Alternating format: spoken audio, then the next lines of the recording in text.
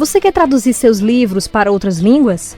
O Ministério da Cultura destinou 12 milhões de reais num edital. Para isso, o autor precisa contactar com uma editora internacional.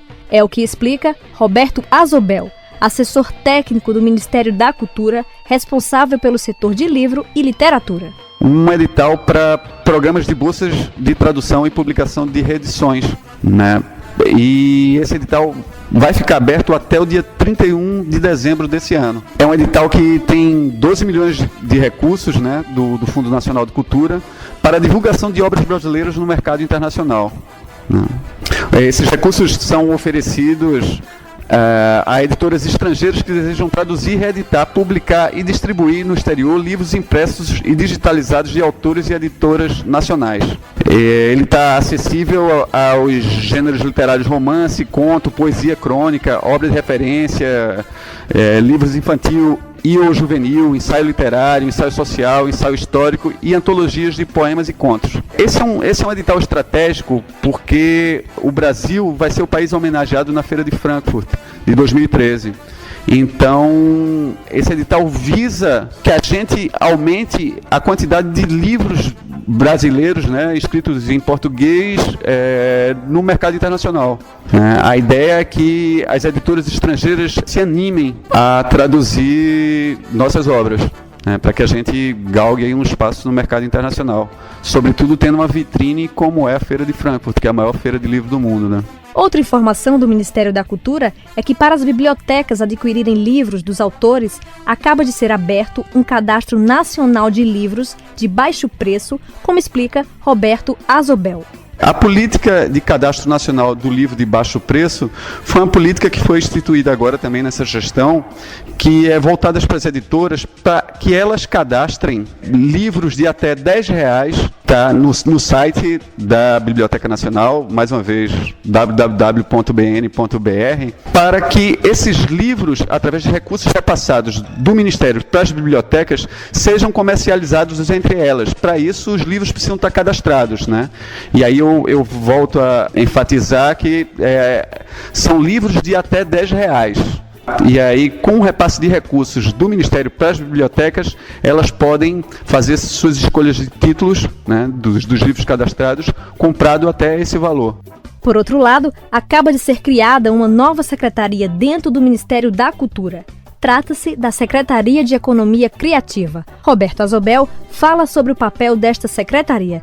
O objetivo da secretaria é, em primeiro lugar, ocupar desse novo setor cultural, né, que é recente, né, no mundo, né, nas políticas culturais do mundo, né. Essa expressão economia criativa, né, surgiu na década de 90, né, através de iniciativas na Inglaterra, para se ocupar com aquilo que tem gerado recursos, né, no mundo da cultura, né. A ideia é de aproveitar, né, essa contribuição econômica, né, que o mundo da cultura tem gerado, né, dentro do campo das artes, da cultura, e tentar sistematizar políticas que viabilizem certos gargalos que a produção cultural encontra, né, no mundo hoje, né? Desde a história de marcos legais, né, facilitar a comercialização e produção de produtos, distribuição de produtos culturais, né, que hoje a gente sabe que tem alguns problemas, né?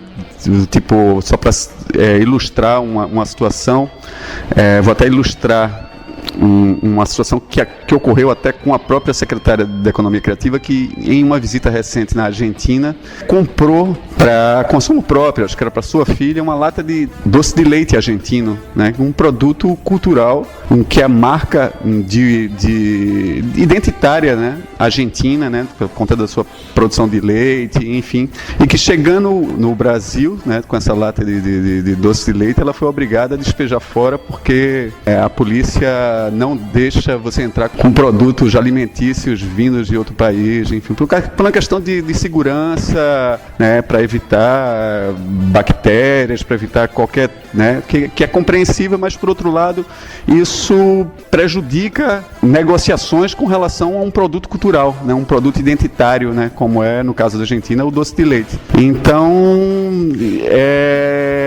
as políticas de economia criativa, elas vêm para facilitar certos marcos simbólicos culturais, que no caso da gastronomia, né, foi um exemplo que eu dei com relação a esse caso da secretária. O Plano Nacional do Livro e Literatura vem incentivando a criação de redes de livros e literaturas nas cidades. Aqui em Pernambuco, a cidade que vem mais se destacando é Olinda. Roberto Azobel mostra como a cidade de Olinda vem se tornando um exemplo. A gente está tendo uma experiência que parece bastante próspera em Olinda, por iniciativa da própria prefeitura, que disponibilizou uma gestora para articular a sociedade civil.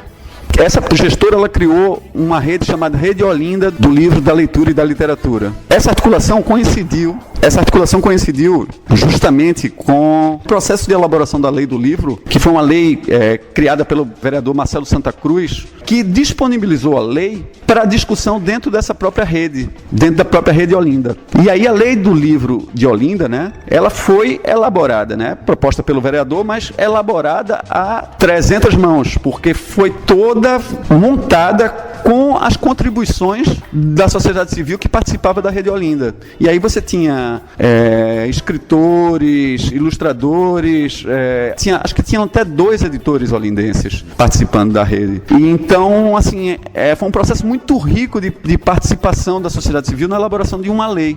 Então, a própria Rede Olinda, ela começou nessa discussão da lei, mas ela quer a elaboração do plano municipal. Então, esse talvez tenha sido o exemplo mais feliz que a gente tem como nessa caminhada para a elaboração dos planos municipais. O exemplo de Olinda é um exemplo que vem dando certo, né? A gente pede para que a própria sociedade civil tenha fôlego, né, e continue cobrando a participação da prefeitura, né, junto a essa criação, né, desse plano municipal. É um exemplo bastante feliz. A lei foi até sancionada segunda-feira agora, no dia do aniversário, dia 12 de março, no dia do aniversário da cidade de Olinda, né, numa cerimônia comemorativa do aniversário, onde a pauta do livro foi pauta principal, né, junto com a assinatura do convênio, junto com o IFAM, para a restauração do antigo cinema de Olinda lá. Então, estavam as duas vedetes, vamos assim dizer, dos setores culturais, durante a celebração dos 477 anos de Olinda, foi o setor de livro e leitura e o setor de cinema.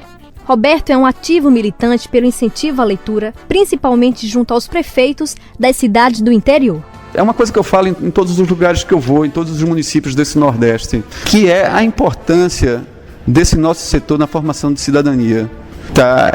Não tem um lugar onde eu passe que eu faço alerta a todos os prefeitos, a todos os gestores públicos desse nosso Nordeste, de que, gente, se vocês querem formar cidadão, invista no setor de livro, leitura e literatura. Tá? Eu acho que e aí eu estou puxando a sardinha pro meu lado, mas eu não consigo visualizar um setor artístico, me perdoe os outros, e eu vou estar sendo bastante contundente aqui, que eu consiga visualizar a formação de um senso crítico no cidadão tão grande quanto o setor de literatura. Então, meu grande desejo e aí como gestor já, é de ver pequenas prefeituras, capitais, é de ver os gestores públicos dessas localidades investindo na área cultural nesse setor específico.